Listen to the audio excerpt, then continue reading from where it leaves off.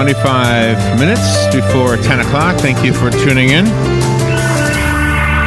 About 100 years ago or so, I moved to Florida for the first time, Robin. And I can remember when I was a kid on Long Island. It wasn't really 100 years ago, but it was a long time ago.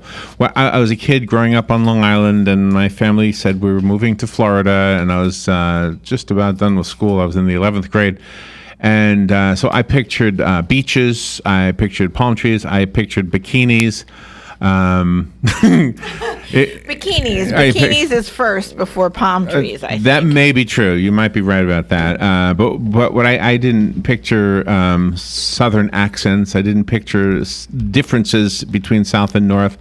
And so when I was first thrust into this in a high school situation, suddenly I'm the one with the weird accent, even though for my ears it was them with the weird accent, and it was like, oh wow, this is so weird, and people were, and different customs too, and so you get invited to different things, and they have food that has flavors that you didn't taste before, you know. Oh yeah, very exciting. And then I had my first job, which was working at Rainbow Springs. For those who know, it was an attraction at the time, and there was a lady there. She was the cook, and she showed me how to make beans. I bet they were really delicious. I always thought you just opened the can. I didn't know there was anything to it. So when I was looking at Jaime Sullivan's book titled "The Southern Education of a Jersey Girl," I was saying, "Wow, it's like what I remember, except I'm not a girl." Jaime Primak Sullivan and Robin, you moved here when it's about the same age that I was when I moved here, and you were from Milwaukee, of course. So I'm sure there was a big culture shock for you too. Oh yeah, last call was 11:30 here, and in Milwaukee it was like 3 a.m. That's funny. That's funny. That was a shocker. Jaime is the star of Bravo TV's Jersey Belle. She's the creator of the daily web series. I love the name. Hashtag Coffee Talk. You got to say it right. She will star in the Facebook original comedy series called The Southern Education of a Jersey Girl, which is, of course, also the title of her book. Jaime, we watched some videos of you yesterday, by the way, yesterday. Good morning, Jaime. How are you? I'm so good. Thank you guys so much for having me. Where are you now? I'm in New York City. You're in New York City. Do you still live in the South? Where do you live? No, I live in Birmingham, Alabama. I'm in New York because we did two book signings in New Jersey this week for the launch of the book. Last night was my signing in my hometown of Freehold, New Jersey, and we had lines out the door. I signed books for over 3 hours. It was truly the most that is cool. Amazing homecoming. That is awesome. Because going back to your hometown is so not only exciting and nostalgic, but it's a little scary because you so badly want to make a big splash where you're from. Yes. So I was just so thankful to everybody who showed up last night. I was actually just in Florida. I came from Florida. I went from Florida to here. So what do you call home? What do you call home? I'm just going to swap notes here for a second before we get to the book. Home is Birmingham, Alabama. Yeah, see, I feel the same way. I live here in Ocala. I feel like home is Ocala. But there's a part of me, that still thinks New York is my home. And when I go there, it is. I still feel at home when I go there. Yes, yep. And that is the thing about when I land in LaGuardia or Newark, wherever I'm flying into, there is a certain excitement. I'm like, I'm home. It is not my physical home anymore. Yeah. Birmingham is my physical home. It's where my marriage is. It's where my children are. It's where my friends, it is my home. But Jersey is Jersey. I'm quintessentially the Jersey girl. I'm the Jersey Belle. It's such a big part of my identity. But I think what's interesting and what I try to capture in this book and what I think you guys will understand is when so much of your identity is wrapped up in like where you're from, let's say, change in that or acclimation is seen as surrender. And so we don't want to let it go. Like we don't want to surrender and say, well, Alabama is home because somehow it negates the time we spent in New Jersey, right? If you say Florida is home, it somehow negates the fact that you're from New York. It's like you're proud. You say, I live in Florida, but I'm from New York. It's like you want people to know. Did you go to Birmingham by way of California? Do I remember right? From the Yes. Yep. I was living in Los Angeles and working there when my husband asked me to marry him, and I moved And we made the cross-country drive. And I talk about this in the book. It's very funny. I watched my life, disappear. And he's from Birmingham, right? He's from Birmingham? He is, born and raised, yes. So another note-swapping thing, the racial thing. When you grow up in the Northeast, especially New Jersey, New York, you got, I don't know where we learned this from, but we think the South is going to be really radically different with race relations. And maybe that was the case, and maybe there's still some of that, but it's not what we pictured. Do you relate to what I'm saying? Well, yes, of course, because I think the old South, the South that they, that the media wants us to keep looking at, is a South, where people are being hosed down in the streets and they're letting dogs go and things like that. Yeah. That's not real. That's not a real anymore. thing anymore. Yeah. So no, certainly. Thank God. Thank God. Certainly, I have not had that experience. I would be lying if I didn't say that race wasn't a more it wasn't a stronger platform for division than it is in the North. Certainly certainly, but on both sides, meaning, that one race prefers to stay to the left, but the other race actually also prefers to stay to the right. It isn't one choosing, division over the other. They are more segregated in the South, because they've built their communities that way. Yeah. But I think the sentiment behind racism has collapsed to not completely, obviously, but certainly it was not what it was in the 60s, if that's what you're asking. No, I did not move to I the didn't marches think so. on Selma. Yeah. No. Well, even in Manhattan, I mean, it's separate. I mean, you got Chinatown. There's no rule that says you have to Little live there. Italy. Yeah, exactly. No rule that says you have to live there. But what I like about it, and this is true for the South, and when it comes to the cultural differences, is the cultural differences. I like that. I like the idea that you can, go and get some, I don't know, ribs or something that you wouldn't, it's different. It's a McRib sandwich is not the same as the ribs you get on the West Side here. No, no, not at all. Definitely not. I like how you refer to yourself as a Knish out of water. Yes. Well, in all credit, I have to give credit to one of the writers at Bravo who helped come up with that. But yes, I am a Knish out of water, yes. But the real question is it a potato Knish? Yeah. It's always a potato Knish for this girl. They do have good ones in Orlando, by the way.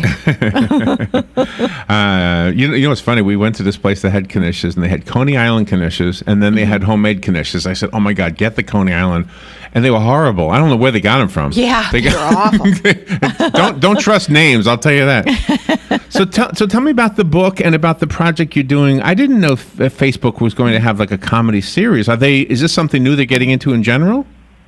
No, this is something that what Facebook is now doing is they're doing real time. They're doing no, I'm sorry, I'm looking for the word branded content, meaning you before now, like for the first year I did Coffee Talk, it was sponsored by Keurig, okay? And Facebook had nothing to do with that. Well, Facebook realized they were losing a ton of money and didn't want to allow that anymore. So now you have to go through a process. If you want to do branded content, meaning if you want to create a Facebook series that a brand is going to sponsor, you have to run it through Facebook now. I see. Okay. So the Southern Education of a Jersey Girl series is something we can watch like a television show, but on the internet? It's going to be something that you can most likely will be something that you can watch on Facebook. Yes. Okay. Now I have other platforms interested, but I'll keep everybody posted on my Facebook page, which is Facebook.com/Jaime Primak Sullivan. But I think the series is going to be very interesting for people because it's going to really it takes that cultural division and really puts it on its head. So you'll come with me as I explore all of the Southern eccentricities and nuances, traditions and experiences, foods, and that's what I want to hear. I want to hear about that. What are the cultural differences as you've experienced them? Is it food? Is it religion? Is it phrases? Is what? Phrases.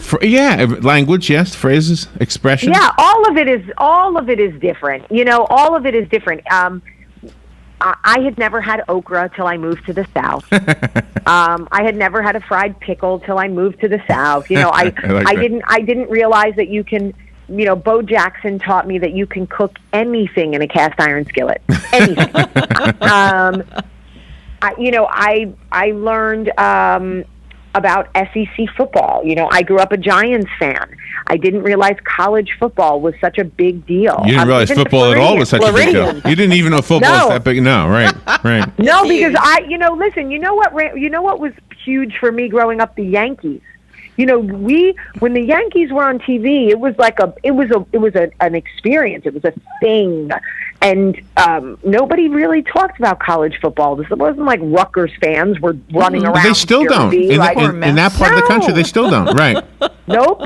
No. Sometimes they actually just watch the SEC. So I learned about that. I learned, there's a chapter in my book called "The Greatest Love Story Ever Told." And it is how I found God as an adult.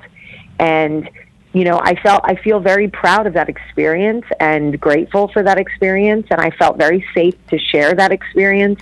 In the South, they truly embrace God and salvation and open speech about your faith and prayer. I mean, go to any restaurant in the South, anywhere, whether you're there for breakfast, lunch, or dinner, and it will be near impossible for you to not find somebody holding hands and praying over their meal before they eat. I love that. Yeah, I mean, it is awesome. But not to say that people in the North don't believe in God, because certainly absolutely, but that was not.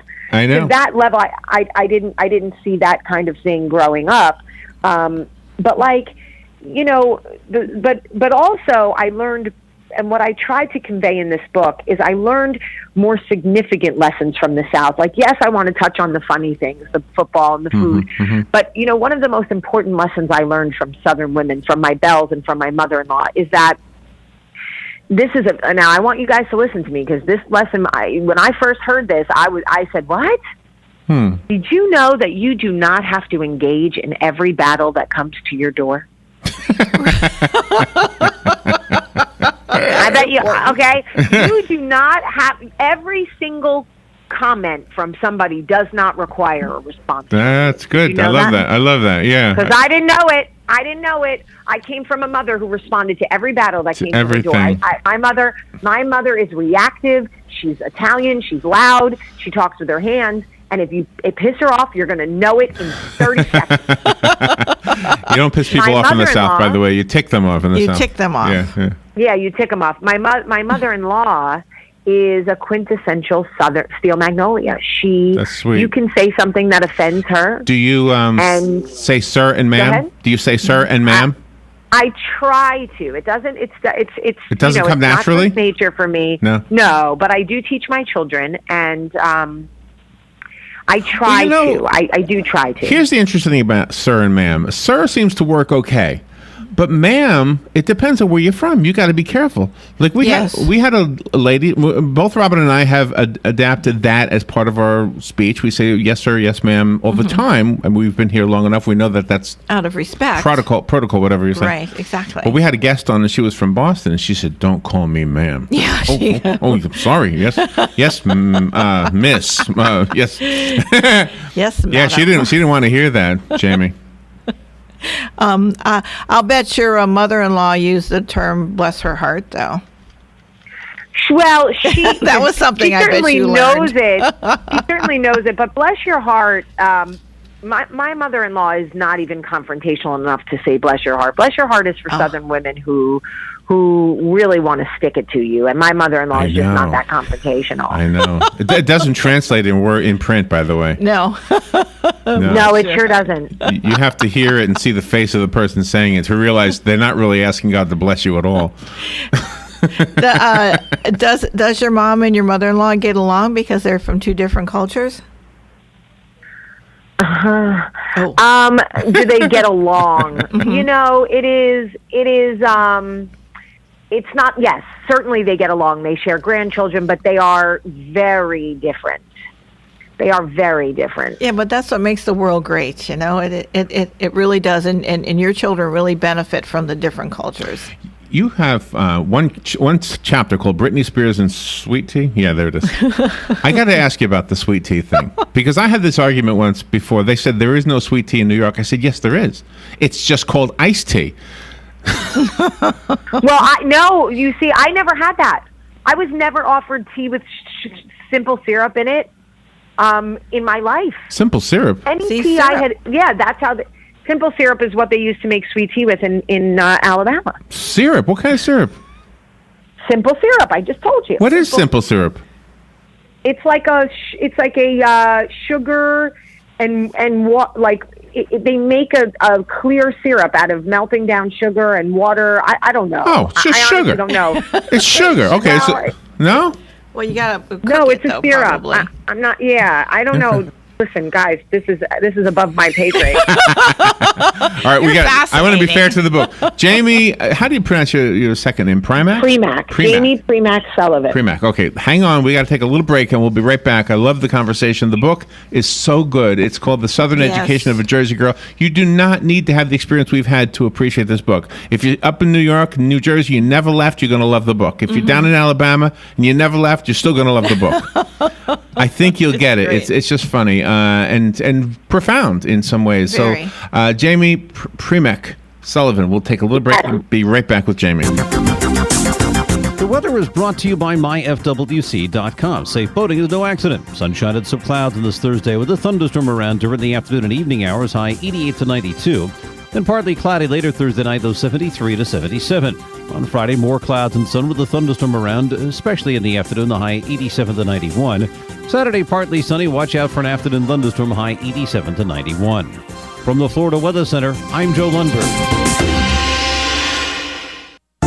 You've got a garden, and we've got a show for you called You've Got a Garden with your host, Master Gardener Carol Ann Baldwin.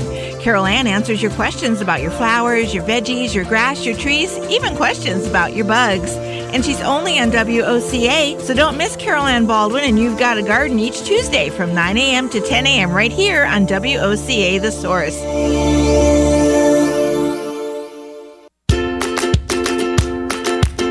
Are you ready to be inspired?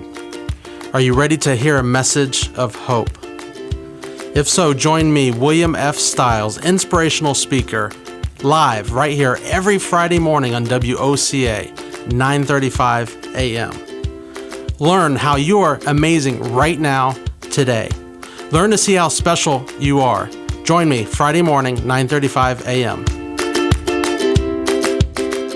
Stay with us and sleep better at the Sleep Inn and Suites of Ocala Bellevue, located next door to Don Garlett's Museum and a few minutes from Florida Horse Park. Our award-winning, newly refreshed Sleep Inn and Suites offers comfy, clean rooms, free fast Wi-Fi, and service with a smile. Start your day with a deluxe hot breakfast and unwind in our heated outdoor pool. Our convenient 24-hour fitness and business centers allow you to stay on track, whether you're here to play or to work. That's Sleep Inn and Suites Ocala Bellevue, proud sponsor of Marion County High School football. Jaime Primak Sullivan is on the phone, and she is on the phone to talk about her book, The Southern Education of a Jersey Girl, Adventures in Life and Love in the Heart of Dixie. Jaime, if I met you, I think in the first part of the day we'd be having fun and yucking it up, and at the end of the day we'd be philosophical. That's the way the book feels to me, that you've got both sides of you here. You're fun, but you're serious, and I think I would get to know the fun part first, and then later on, when we were, around a campfire or something, or a cup of coffee, we would start to have some philosophical discussions. Am I right? Yes. I hope that is what my hope is for this book, is you can laugh and you can certainly find the funny, but that you can also, it also gives you pause and makes you think. It's almost like two people wrote this book. Are you calling me bipolar? I'm reading from one part just to give an example for the listener. It says, not the comforting reaction I was secretly hoping for. Gee, Michael, I don't know, but if I had to guess, I would blame that snot rocket in my underwear that day we had sex, and also your sperm that apparently did not understand our current premarital status, and this is what happened. All right, that's Jaime. That's the New Jersey Jaime. Yeah. And then the Alabama Jaime. First and foremost, I want to thank God for choosing me. My salvation is my greatest gift. That to me, you are a well-rounded woman, Jaime. Yes. Do you? I appreciate you. Do you actually? I think, and this might be true for us too, that being in Alabama really completed you. It did. It absolutely did. And I never would have known that this is the direction my journey would go on. If somebody would have asked me when I was 15, do you see yourself married and living in Alabama, I would have laughed. Because like most people in the North, I thought Alabama and immediately heard that butt-clenching banjo tune we're all so familiar with, and, thought, what? That's not a real... Did you guys not get that? Did that it took me a second. No, it did for a while, yes. I had to think, what are we talking about? Oh, the banjo on my knee thing. Okay, got it. Yeah. No, not the banjo on my knee. Okay, then it did go over my head. Sweet Home Alabama? No. Which one? When I was young and I would think of the South, I thought of... Deliverance. Okay. Yeah, Deliverance. Yes. What was that called? Dueling banjos. Yeah. Okay. Dueling banjos. And I was like, I would never have seen, but it's so not what the media wants us to believe it is. And by the way, neither is New Jersey. And I say in the book, right. There is a disclaimer in the book that says, my New Jersey is not everybody's New Jersey. My Alabama is not everybody's Alabama. That's right. So please, I know. I make some generalizations in the book about both places, but please understand these are my experiences and perhaps not yours. New Jersey, we're not all table flipping, irrational. It's not all mafia. I know. We're not all Sopranos. And it's also not Seinfeld and Friends. It's also not that either. That's right. No, no, absolutely not. And I will tell you also, just while we're on the subject, for anyone listening, you will not get an apartment that looks like the Friends apartment. I don't care if you have 3 roommates, you can't afford that apartment. That doesn't exist. That's right. I know. But no, the part that you read from the book still cracks me up, because there is that notion that if you believe in God, that you have to be reverent all the time, and chaste. That's just not real. Yes. Come on, guys, you have to be that's not real. Chaste. Yeah, and I'm not that. Whatever that is not me. And I thought it was hysterical that my husband, made the comment, how did this happen, when we found out we were pregnant with Olivia. And, my answer was that was brass to him, because here I had this 44-year-old man dead serious looking at me going, how did this happen? And all I could think is, okay, if you don't know how this happened, that is why this happened. That is the issue. And you're too funny. And it was so funny when he said to me, but we're not married yet. And I thought, well, I'm so sorry that your sperm did not realize that the date on the invitation was a week from now. They must have missed it in their long journey home. I don't know what to tell you. That's too funny. So we, and Michael and I, when he read it, I have to tell you guys, I'm so glad you brought that up. When he read the book, he was the first person to read it before it even went to print. Naturally, because I had to see if he was going to divorce me before I let it go. But he read it and he laughed so hard. He's like, your perspective, the way you see it compared to the way I see how it all happened is so funny to me, because me asking you how this happened and your literal response was so lost on me in that moment, because I was so here's this Catholic man who has to now try to tell his mom, right. Hey, Mom, here's what happened. He's like, and the fact that you answered me literally about fertility, and he's like, it's so funny to me, because I don't want to hear about your fertility. Mm-hmm. I'm sure it's a beautiful thing. We had 3 babies. It works for us, but it's just so funny to me that you gave me an actual answer. Jaime, you are a delight. Thank you so much for being on the air with us. You gave us a great segment this morning. The book is called The Southern Education of a Jersey Girl. Go get it everywhere books are sold. Do you have a website, Jaime?